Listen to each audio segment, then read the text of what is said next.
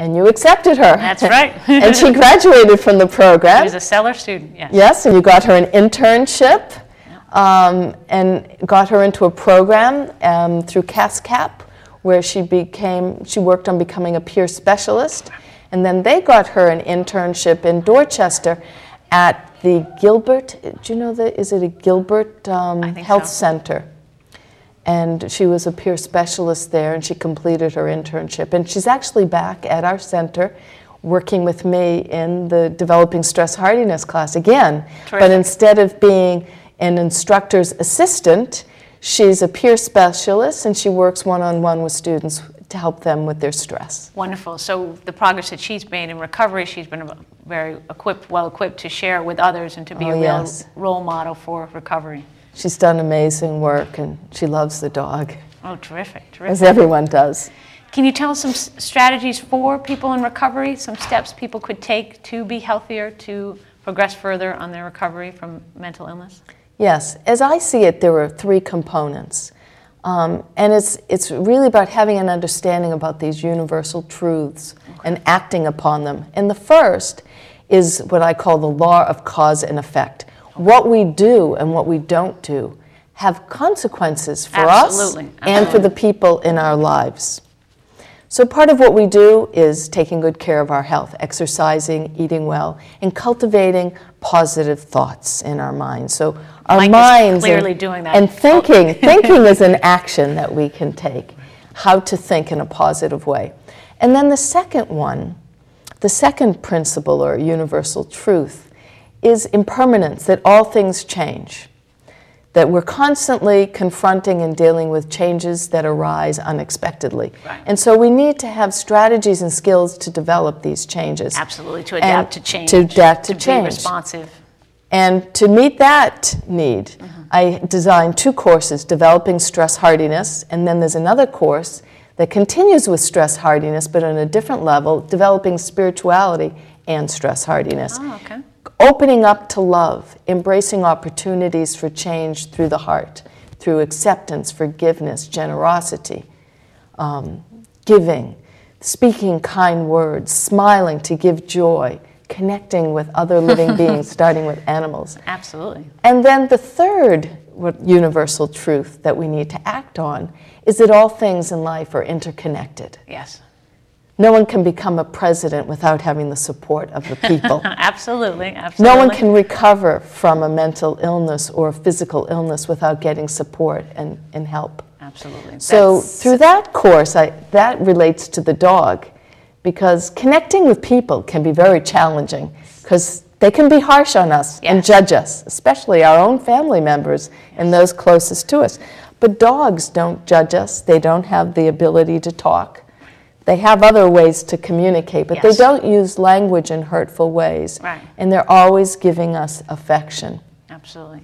And so connecting with animals is another way of connecting in a less threatening way. And then laughter yoga is something that I've brought to the center, where we, together in a group, we laugh for our health. And through laughter and through smiling and movement and dancing and singing, we become filled with joy and our mood is elevated and we find community through laughter. You do really feel better. There are studies showing that if you smile more, if you enjoy things more, that you can physically feel better. And through laughter, you know, kind of, it can almost be fake it till you make it in terms of getting the momentum going, getting people to realize that things can be better. And you do feel better when you smile. You feel better, you're more welcoming. And it's very important. You project another kind of energy. If you do, smile, you welcome people to you. Yes, people will smile back. Yes. Micah's got a beautiful smile. She's just kind of sitting there, kind of taking it all in, like, She's wondering what's happening here. Yes. Yeah. She says, She's probably wondering why she's sitting on a chair and not sitting in my lap. She says, I am a dog, you know. I'm not a person. But I think you touched on an important point, for especially relevant here to Employment for All, is that we feel everyone can be successful with the right supports.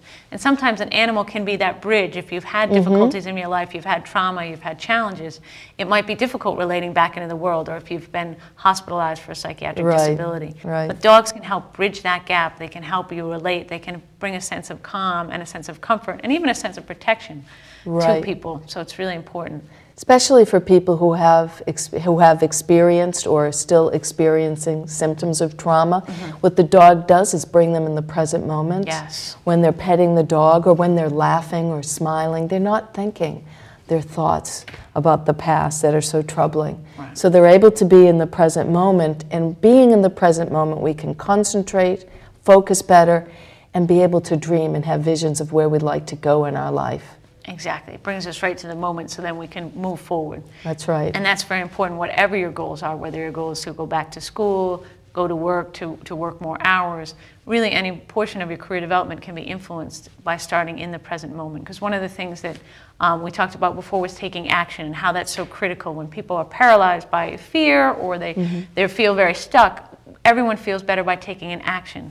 One step at a time, baby steps. One little thing that people can identify and isolate to move forward, whether it's opening the paper, whether it's looking up a dog, dogs, that's a very wonderful step you could do. You could adopt a dog who needs a home. Or you could go to the MSPCA and volunteer. They're always looking for volunteers. People to take the dogs out for a walk, people to feed them, Absolutely. clean the cages, just pet them, and cats as well. Yes. And birds and rabbits. There are many feral cats there that desperately need human contact, someone to pet them.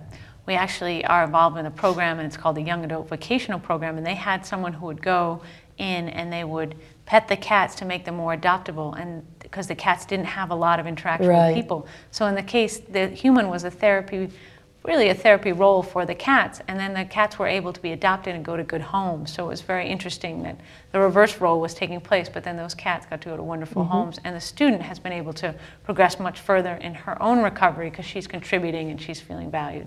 Right. So volunteering can be a great step for people who are thinking about going back to work. Where do you start? How do you contribute? Learning valuable skills.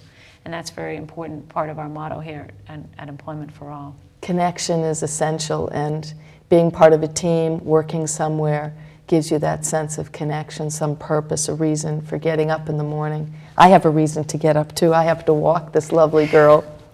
Absolutely. We have a member of our staff who always says that her dog was a very crucial part of her recovery because she had to walk the dog no matter how depressed she felt, no matter how much she didn't want to get out of bed. She needed to do it for the dog, and the dog helped her very much get back on the road to recovery, get in a structure, get in a schedule to be able to progress in her recovery. So animals can be really an important part of that piece. You nurture a dog and then you nurture yourself too, or it happens at the same time. Absolutely. It's very much a co-creation. Like you said, your students suggested that you come to the center. We're all simultaneously students and teachers. She's taught me a lot. I watch her, I listen to her. I don't try to dominate her.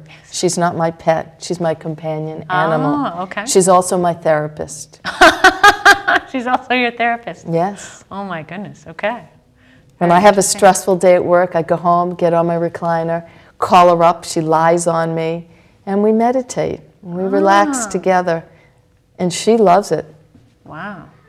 So that's part of the therapy, is that just the connection, because you can't be thinking of 6 other things. You need to be focused on and respond to the dog. Very interesting. I know when I come home, my cat likes water, and the cat will make sure you follow the cat to the tub to get out the water, and you can't do anything else when you first come home. Like the cat dictates that. If you pay attention, you listen and you watch, they tell you what they want, what they need.